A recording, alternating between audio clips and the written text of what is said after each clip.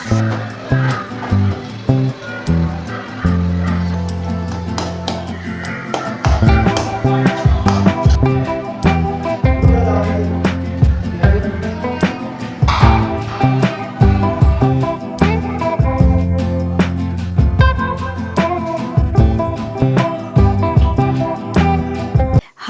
எல்லாம் எப்படி இருக்கீங்க? நல்லா இருக்கிறீங்கன்னு நினைக்கிறேன். என்னோடய வீடியோவை ஃபர்ஸ்ட் டைம் பார்க்குறீங்கன்னா சப்ஸ்கிரைப் பண்ணிவிட்டு அதுக்கப்புறம் வீடியோவை பாருங்கள். ப்ளீஸ் எல்லாருமே சப்போர்ட் பண்ணுங்க. இப்போ வாங்க வீடியோக்குள்ளே போகலாம். எனக்கு என்னன்னு தெரில, இந்த வீட்டு வேலை, இந்த சமைக்கிற வேலைன்னா சுத்தமாகவே பிடிக்க மாட்டேங்குது. ஏன்னா கல்யாணத்துக்கு முன்னாடி நான் இதெல்லாம் செஞ்சதே இல்லை. கல்யாணத்துக்கு அப்புறம் தான் நான் சமைக்கவே ஆரம்பித்தேன். இங்கே வந்ததுக்கப்புறம் தான் கற்றுக்கிட்ட ஒவ்வொரு விஷயமா. ஏன் செய்கிறேன்னாக்கா, நான் தான் செஞ்சாகணும். அதனால் அது ஒரு காரணத்துக்காக தான் செஞ்சுட்டு இருக்கேன். நான் என்னை மாற்றிக்கிட்டு நிறைய விஷயம் இருக்குது. இப்போ பார்த்திங்கன்னா ஓரளவுக்கு நான் மாறி இருக்கேன் இங்கே வந்ததுக்கப்புறம். இன்னும் கொஞ்சம் மாற வேண்டியது இருக்குது. கண்டிப்பாக நானும் இங்கே எப்படி தமிழ்நாட்டு பொண்ணுங்க எப்படி இருக்காங்களோ அதுமாரி கண்டிப்பாக என்னாலேயும் மாற முடியும். ஏன்னா நான் கர்நாடகாவில் பிறந்து வாழ்ந்ததுனால அங்கே இருக்கிறதுக்கும் இங்கே வந்து இருக்கிறதுக்கும் கொஞ்சம் இதுவாக இருக்குது. இந்த 4 வருஷம் ஆனாலும் என்ன மாற்றிக்கவே முடியல. இப்போ தான் கொஞ்சம் மாறிக்கிட்டே வந்துன்னு இருக்கேன். கண்டிப்பாக முழுசாகவே மாறிடுவேன். முழுசாக தமிழ்நாட்டு பொண்ணாகவே மாறிடணும். அப்போ தான் நானும் ஆசைப்பட்றேன். கண்டிப்பாக மாறிட்டு முழுசாக தமிழ்நாட்டு பொண்ணுங்க எப்படி வீட்டு வேலை செஞ்சு எப்படி ஒரு குடும்பத்தை நல்லா பார்த்துக்குறாங்களோ அப்படி நான் முழுசாக மாறிட்டு யாருக்கிட்ட நான் நல்ல பேர் எடுக்கணும்னோ இல்லையா தெரியாது. ஆனால் என் அக்காக்கிட்ட நல்ல பேர் எடுக்கணும்னு ரொம்ப ஆசை. என்னோடய கல்யாண விஷயத்தில் வந்துட்டு நான் எங்கள் அக்காவை ஏமாற்றிட்டேன். கண்டிப்பாக அதுதான் நடந்தது. அவங்களுக்கு நான் சத்தியம் பண்ணி கொடுத்துருந்தேன், இந்த கல்யாணம் கண்டிப்பாக நான் பண்ணிக்க மாட்டேன், இவ்வளோ லாங்கில் இருக்க நான் பண்ணிக்க மாட்டேன்னு. பொய் சத்தியம் தான் என் அக்காக்கிட்ட பண்ணேன் நான் இந்த கல்யாண விஷயத்தில் மட்டும். அதனாலே நான் ஒவ்வொரு நாளும் மன்னிப்பு கேட்டுகிட்டே இருப்பேன் மனசில், நான் பண்ணது தப்புன்ட்டு. ஏன்னா என் வாழ்க்கை அப்படி தான் அமைஞ்சிருக்கு. ஏன்னா ஒருத்தர் ஏமாற்றிட்டு ஒரு வாழ்க்கைக்குள்ளே வந்தோம்னாக்கா நம்ம எப்படி கஷ்டப்படுறோன்ட்டு இப்போயே தெரிஞ்சிருக்கு.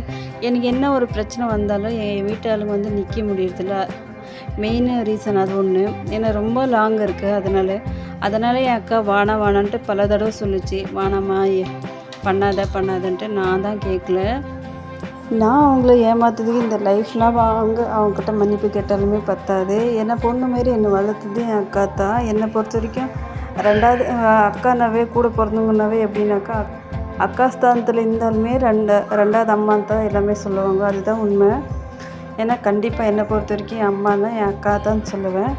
ஏன்னா அவ்வளோ நல்லா பார்த்துக்கினாங்க. ஏன்னா அவங்களே நான் ஏமாற்றிட்டேன். அதனால் என்னன்னு தெரியல, என் லைஃப் இப்படி இருக்குது. பர்சனல் விஷயத்தை என்னடா ஷேர் பண்ணுறேன் அப்படின்னு நினைக்காதீங்க யாரும். பர்சனல் விஷயந்தான். ஏன்னா நான் அப்படி சொன்னால் தான் மற்றவங்க யாரும் யோசிப்பீங்க. சரிங்களா? லவ் மேரேஜ் சந்தோஷமாக தான் இருக்கும், லைஃபு நல்லா தான் இருக்கும், ஹஸ்பண்டும் நல்லவங்களாவே அமைவாங்க. ஏன்னா ஹஸ்பண்ட் மட்டும் லைஃப் கிடையாது இல்லை. நம்மளுக்கு கல்யாணம் ஆனாக்கா நம்ம வீட்டாளுங்க கண்டிப்பாக தேவைப்படும். இப்போ பார்த்திங்கன்னா என்னோடய நிலைமை எப்படின்னாக்கா யாரோட உதவி இல்லாமல் என்னால் வாழ முடியாது. அதுதான் பிரச்சனை. ஏன்னா குழந்தைங்கன்ட்டு ஆனதுக்கப்புறம் எல்லா சொந்தமும் நம்மளுக்கு தேவை. அதனால தான் இப்படியெல்லாம் சொல்கிறேன். ஒரு தடவை இல்லை 100 தடவை கண்டிப்பாக யோசிங்க. அது தப்பே கிடையாது. கல்யாணத்துக்கு முன்னாடி நான் ஒரு சில டைம் நினைப்பேன், யாரோட ஹெல்ப் இல்லாமல் நம்மளால் வாழ முடியுமா, நம்மளே பார்த்துக்கலாமே, எதுக்கு நம்மளால் மற்றவங்களுக்கு கஷ்டம் அப்படின்ட்டு யோசிப்பேன். ஆனாலுமே முடியறதில்ல. ஒரு கடைக்கு போனோம்னாலுமே நம்ம குழந்தைங்க வந்து தனியாக விட்டு போகவே முடியாது. அவங்கக்கிட்ட தான் கொடுத்துட்டே போகணும். ஒவ்வொரு வாட்டி நல்லா பார்த்துக்கிறேன்னு சொல்லுவாங்க, ஒவ்வொரு வாட்டி நான் பார்த்துக்கிறதில்ல உங்கள் பிள்ளைங்கள அப்படின்வாங்க. அப்படி சொல்லும் போது மனசுக்கு ரொம்பவே கஷ்டமாக இருக்கும். என்னடா இப்படியெல்லாம் பேசுகிறாங்களே அப்படின்ட்டு. ஏன்னா அதுலேயும் அந்த ஹவுஸ் ஒய்ஃபாக இருக்கிறவங்கள பாதி பேர் என்னன்னாக்கா, எல்லாருமே நான் சொல்கிறேன், ஒரு சிலர் மட்டும் என்ன சொல்கிறாங்கனாக்கா, உனக்கு என்ன தெரியும் அப்படின்ட்டு. நம்ம நல்லதே சொன்னோம்னா கூட அதை தப்பாக தான் அவங்க புரிஞ்சுக்குவாங்க. அது என்ன ரீசன்னு தெரியல. ஏன்னா நம்ம வீட்டிலே எனி டைம் வீட்டு வேலை செஞ்சுன்னு அவங்களுக்கு சமைச்சு போட்டுன்னு இருக்கிறதுனால அப்படி சொல்கிறாங்களா என்னென்னு எனக்கு சத்தியமாக தெரியல. ஆனால் அப்படி சொல்லும் போது சத்தியமாக என்னால் ரொம்பவே கஷ்டமாக இருக்கும். என்னடா நம்மளுக்கு எல்லாமே தெரியும், சம்பாதிக்கவும் தெரியும். இப்போவே நம்ம வேலைக்கு ஜாயின் பண்ணால் கூட என்னை பொறுத்த வரைக்கும் இப்போவே நான் ஏதாவது வேலைக்கு ஜாயின் பண்ணால் கண்டிப்பாக 20,000 எனக்கு சம்பளம் கண்டிப்பாக கிடைக்கும். சரிங்களா? அப்படி இருந்து என்ன எப்படி நினைக்கிறாங்கனாக்கா, ஒரு செருப்பு எந்த இடம் விடுவாங்க அந்த இடம் தான் நான் இருக்கேன். ஒவ்வொரு வாட்டி நான் யோசிப்பேன், என்னடா இந்த வாழ்க்கை நம்ம அவ்வளோ கஷ்டப்பட்டு இது வாழ்ந்தே ஆகணுமா அப்படின்ட்டு. கண்டிப்பாக வாழணும். ஒரு பக்கம் வேணான்னு தோணும், இன்னொரு பக்கம் வாழ்ந்தே ஆகணும்னு தோணும். ஏன்னா அன்றைக்கி நம்பி வந்துட்டோம், வந்து கல்யாணம் பண்ணியாச்சு, பசங்களும் ஆகிட்டாங்க. இதுக்கப்புறம் விட்டுட்டு போனோம்னாக்கா நம்மளோட லைஃபு மற்றவங்க எவ்வளோ கேவலமாக பேசுவாங்க தெரியுமா? நம்ம சொந்தக்காரையாகட்டும் யாரே ஆகட்டும், எல்லாருமே நம்மளை தப்பாக தான் பேசுவாங்க. அன்றைக்கி போய் கல்யாணம் பண்ணால் இன்றைக்கி போய் 2 பசங்களை தூக்கிட்டு வந்துட்டா அப்படின்னு பேசுவாங்க. அதனாலே ஒவ்வொரு விஷயத்தையும் நம்ம அட்ஜஸ்ட் பண்ணி வாழ்ந்துகிட்டே இருக்கிறோம். எல்லாரும் நான் சொல்ல வரல, ஒரு சில பேர் அப்படி இருக்காங்க. நம்ம ஒரு சில விஷயத்த நினைக்கல, நம்ம எதுக்கு மற்றவங்களுக்காக வாழணும், மற்றவங்க சொல்கிறாங்கன்ட்டு பயந்துட்டு எதுக்கு வாழணும், நம்மளுக்காக நம்ம வாழலாமேட்டு. ஏன்னா நம்மளால் அப்படி வாழ முடியாது.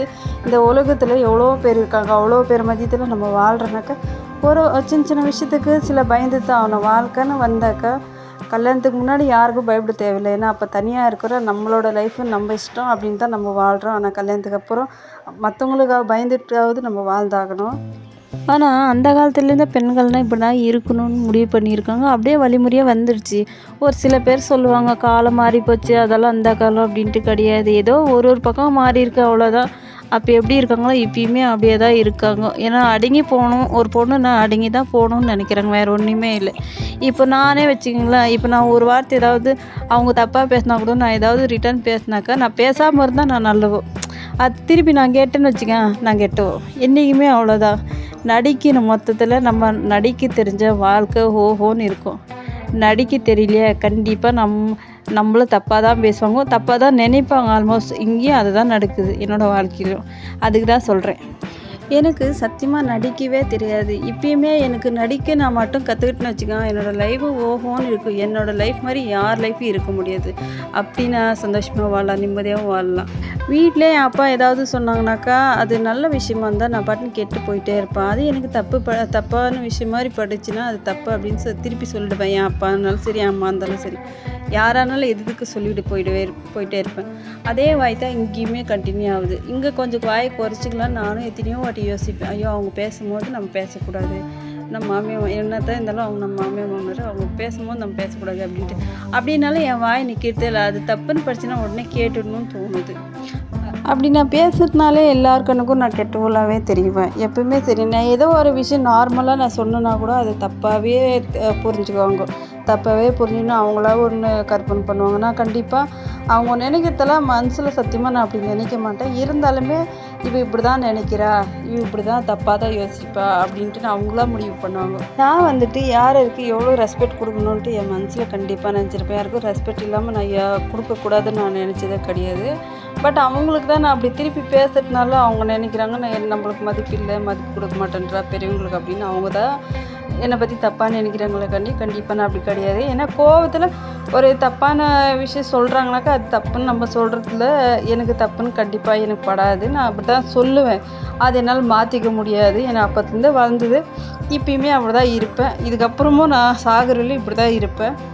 இது ஒரு விஷயத்தில் மட்டும் நான் மாறக்கூடாதுன்னு நான் ஒரு முடிவிலே இருக்கேன். இது வந்துட்டு எங்கள் வீட்லேயே அவ்வளோதான், எங்கள் அக்கா அவ்வளோதான், எங்கள் அம்மா அவ்வளோதான், சொல்கிறது அவ்வளோதான். நடிக்க தெரிஞ்சுக்கோ, யார் எதை சொன்னாலும் ஊங்கொட்டி பழகு, அப்போ தான் உன்னோட லைஃப்பும் உன் வாழ்க்கை சூப்பராக இருக்கும் அப்படின்னு தான் சொல்கிறாங்க. பட் என்னால் அப்படி இருக்கவே முடியறதில்ல. எங்கள் அம்மா வீட்டிலேருந்து இங்கே வந்தாங்கன்னா என்னை பார்க்கறதுக்கு வரியாக கம்ப்ளைண்ட் போகும். பொண்ணு இப்படி பண்ணுற, உன் தங்கச்சி இப்படி பண்ணுறா, அப்படி பண்ணுறா, பேச்சு கேட்க மாட்டேறா, அதை பண்ணுறா, இது பண்ணுறான்ட்டு. நானும் கேட்டுட்டு ஆமாவா, அவங்க வந்து என்கிட்ட சொல்லுவாங்க ஆமாவா சரி நான் இப்படி தான் அப்படின்ட்டு சொல்லிட்டு நான் பாட்டு சைலண்ட்டாக இருப்பேன். மற்ற எல்லா விஷயத்துலையும் என்னை நான் மாற்றிக்கணும்னு தான் நினைக்கிறேன். இது ஒரு விஷயத்தில் மட்டும்தான் எனக்கு அப்படி தோணுது, மற்றபடி எதுவும் இல்லை. இந்த 4 வருஷத்தில் என்னோடய லைஃப்பில் நடந்தது பார்த்திங்கனாக்கா 365 நாளும் நான் ஒரு ஸ்டோரியாக சொன்னால் கூட, ஒரு கதையாக சொன்னோம்னா கூட சொல்லி முடிக்க முடியாதுன்னு நினைக்கிறேன். அவ்வளோ நடந்திருக்கு. இருந்தாலுமே சந்தோஷமாக இருக்குனாக்கா அதுக்கு காரணம் என் ஹஸ்பண்ட் மட்டும்தான்.